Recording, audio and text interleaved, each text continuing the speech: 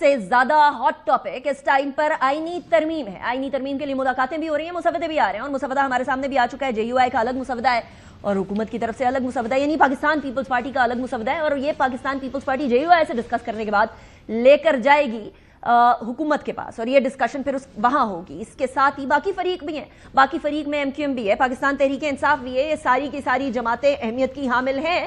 اور Pakistan Peoples party کی طرف سے ایک سٹیٹمنٹ آ گئی ہے کہ ہمیں مانگے تانگے کے ووٹس نہیں چاہیے، اگر مانگے تانگے کو ووٹس نہیں چاہیے تو اس کے پر ڈیبیٹ ہوگی اور اس کے ساتھ چیزیں تبدیل ہوں گی۔ جے یو آئی نے ایک چیز بڑی واضح طور پر کہہ دی ہے کہ ہم لوگوں کو آئینی عدالت نہیں، آئینی بینچ کی طرف جانا چاہیے، اور آئینی عدالت جو ہے وہ ان نیسیسری ہے۔ کامران مرتضی صاحب نے کیا سٹیٹمنٹ دی ہے، ہم نے اپنا ڈاکومنٹ شیئر کر دیا ہے۔ ہمارا پیپلز پارٹی کا یا پاکستان مسلم لیگ کا اس ڈرافٹ میں بنیادی بات چل رہی ہے کانسٹیٹیوشنل کورٹ کے حوالے سے چل رہی ہے۔ کانسٹیٹیوشنل کورٹ اب ہم نے جب ڈیورنگ دی میٹنگ ہم نے پوچھا ہے کہ ٹوٹل کتنے کیس ہیں، وہ ڈاٹا تو وہ چیک کروائیے، تو وہ لیس دین 200 کیسز ہیں، بلکہ 100 اور 150 کے درمیان ہیں وہ کیسز جس کے لیے ایک نئی عدالت پرپوز کی جائے۔ ہمارا کہنا یہ ہے کہ 100-150 کیسز کے لیے اتنا بڑا سیٹ اپ بنانا جو ہے وہ مناسب نہیں ہے۔ آپ بینچز بنا لیجیے، ہم بینچز پہ ٹھہرے ہوئے ہیں، وہ ووٹ پہ۔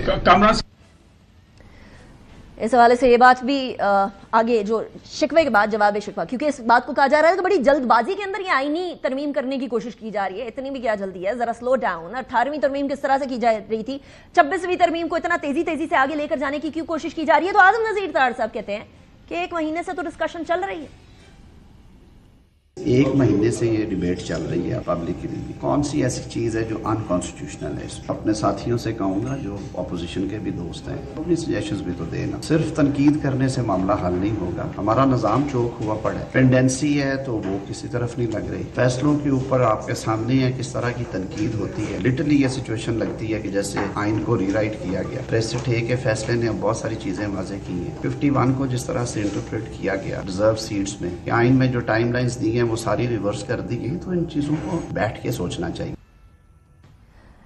پاکستان تحریک انصاف کا اس کے اوپر ذرا مختلف موقف ہے۔ پاکستان تحریک انصاف جے یو آئی کے ڈرافٹ کے ساتھ تو کچھ جو ہے وہ ایکسیپٹیبلٹی اس کی رکھتی ہے، لیکن دوسری طرف تو بالکل بھی نہیں۔ ٹائم مانگا تھا پاکستان تحریک انصاف نے، آپ کو یاد ہوگا۔ آج کیا سٹیٹمنٹس آئی ہیں پی ٹی آئی کی، سنیں۔ کی طرف سے جو ڈرافٹ ہے اس کی کافی بھی ملی ہے، جے یو آئی کی طرف سے بھی ایک ڈرافٹ کی کافی ملی ہے۔ افسر اس بات کو کنسیڈر کریں گے، آگے دیکھیں گے۔ یہ حکومت کا ڈرون کا حملہ ہے جوڈیشری کے اوپر، ان کا نشانہ جو ہے وہ عدالت ہے، اور یہ ابھی ڈرافٹس اپنے دیکھ رہے ہیں، آئیں بائیں شائیں کر رہے ہیں۔ مسودہ ان کے پاس کچھ نہیں ہے، مسودہ میرا خیال ہے کہیں پہ چھپ رہا ہوگا، بن رہا ہوگا، ڈسپیچ رائڈر کے ذریعے آ رہا ہوگا، اس کی پٹ پٹی کی ادھر خراب ہوئی ہوگی، ابھی تک کس کو نہیں ملا۔ یہ حالات ہے ستم ظریفی ہے۔ کوشش یہ ہو رہی ہے کہ ربر سٹیمپ ایک کانسٹیٹیوشنل کورٹ بنا دیا جائے، اور وہ ہم نہیں ہونے دیں گے انشاءاللہ۔ اچھا، دوسری طرف ایم کیو ایم کی سٹیٹمنٹ آ گئی ہے۔ فاروق ستار صاحب کہتے ہیں کہ پاکستان تحریک انصاف نے چارٹر آف ڈیموکریسی کو تو مانا تھا، تو چارٹر آف ڈیموکریسی کے اندر تو یہ بات تھی کہ ایک عدالت بنے گی، اب یہ تبدیلی کیوں؟ پی ایم ایل این اور پیپلز پارٹی بہت زیادہ اونرشپ کے ساتھ اس آئینی ترمیمی بل کے لیے وکالت کر رہی ہے نا۔ شاید پی ٹی آئی حکومت میں ہوتی نا تو اس کی بھی ضرورت اسی طرح کے کسی بل کی ہوتی۔ آئینی عدالت، وفاقی آئینی عدالت کا قیام ہو، یا جوڈیشل کمیشن میں پارلیمان کی بالادستی کے تقاضے کے لحاظ سے سینٹ اور قومی اسمبلی کا اراکین ہو، تو پی ٹی آئی تو 100% اس کے حق میں ہے۔ انہوں نے چارٹر آف ڈیموکریسی میں اس کو سپورٹ کیا، لیکن آج مخالفت کیوں کر رہے ہیں؟ کہ آج وہ یہ ضرورت محسوس کرتے ہیں کہ شاید ان کے جو سیاسی مفادات ہیں اس کو نقصان پہنچے۔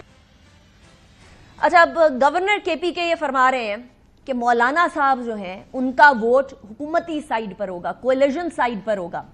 اب کولیجن سائیڈ پر کیسے ہوگا، کتنی تبدیلیاں کر کے ہوگا، یہ ایک الگ سوال ہے۔ اس کے ساتھ ساتھ مولانا صاحب کی سیاست کی بھی تعریف کر ڈالی ہے گورنر کے پی۔ بہت زیادہ پر امید ہیں مولانا صاحب کا جو ووٹ ہے وہ ہمارے حق میں ہوگا۔ پی ٹی آئی والے بڑے شہر سپاٹے کر رہے ہیں، آ رہے ہیں، دربار پہ حاضر ہوتے ہیں، آج ان کے پیچھے نماز بھی پڑھ رہے ہیں، ان کے گوڑے بھی پکڑ رہے ہیں، ان کے پاؤں بھی پکڑ رہے ہیں کہ آپ ہمارے سیاسی مسیحا ہیں۔ پتہ نہیں کیسے آنکھیں ملاتے ہوں گے، کالے چشمے پہن لے، شاید آنکھیں ملا لیں۔ اسی لیے ہم کہتے ہیں جمہوریت بہترین کام ہے کہ مولانا چن چن سے بدلے لے۔ اچھا، ایک طرف آئینی ترمیم ہے تو دوسری طرف ایس سی او کی سمٹ ہے۔ ایس سی او کی سمٹ کے حوالے سے 15 اکتوبر کو جو احتجاج کی کال دی ہوئی ہے اس کو بھی اچھا خاصا تنقید کا نشانہ بنایا ہے، ایک طرح سے پاکستان مخالف اس کو قرار دے دیا۔ خواجہ آصف صاحب کی بات سنیں۔ ایک ایسے موقع پہ جب 12-14 چیف ایگزیکٹو ملکوں کے وزرائے اعظم سربراہ جو ہیں وہ یہاں پہ آئے ہوں گے، اس کو سیبوٹاج کرنے کے لیے، پاکستان کو ساری دنیا کے سامنے شرمندہ کرنے کے لیے یہ اس کا سامان کر اس ملک کی عزت اور اس کی ساکھ وہ اول اور آخر ہماری ترجیح وہ ہے۔ ان کے ذہن میں پاکستان کا کوئی وجود نہیں ہے جس کے اندر عمران خان حکمران نہ ہو۔ یہ 9 مئی دوبارہ برپا کرنا چاہتے ہیں۔ عدالتوں کو یہ نظر نہیں آ رہا ہے یہ کیا کر رہا ہے وفاقی حکومت کے ساتھ اور پاکستان کی سالمیت کے ساتھ، ان کو نوٹس لینا چاہیے اس بات کا۔ دوسری طرف پاکستان پیپلز پارٹی ANP کے ایمل ولی خان اور بہت سارے اور لیڈران یہ 15 اکتوبر کی جو احتجاج کی کال ہے پاکستان تحریک انصاف کی، اس کے خلاف بھی بات کر رہے ہیں۔ نہ صرف دوسرے لیڈران، پاکستان تحریک انصاف کے اپنے لیڈران بھی اس کو تنقید کا نشانہ بنا رہے ہیں آف دا ریکارڈ۔